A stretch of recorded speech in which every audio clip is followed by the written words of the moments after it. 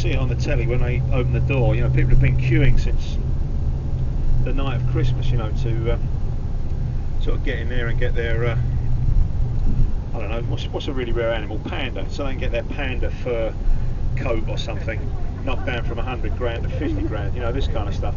The windows, it's not for me to judge. It's you know, my opinion doesn't really count. I'm doing a job, meant to be, but have a look.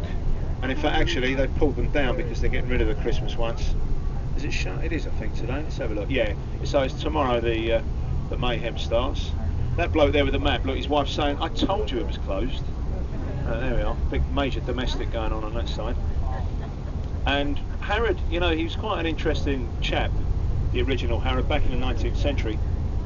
He had a small grocery store in another part of London. And when this area was being built up, you know, it was a village long before London got here.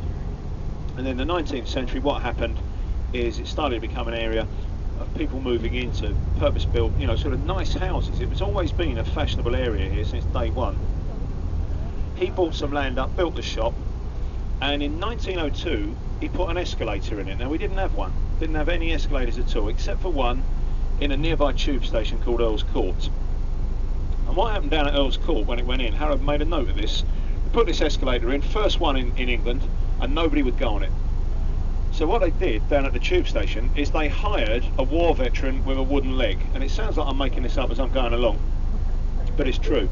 They hired a war veteran with a wooden leg to ride up this escalator so that people will go, oh look, you know, he can do it, so can we.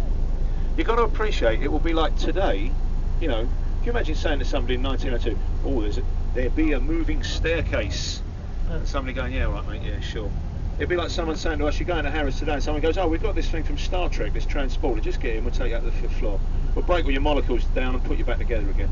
We wouldn't go on it. And people would not go on the escalator.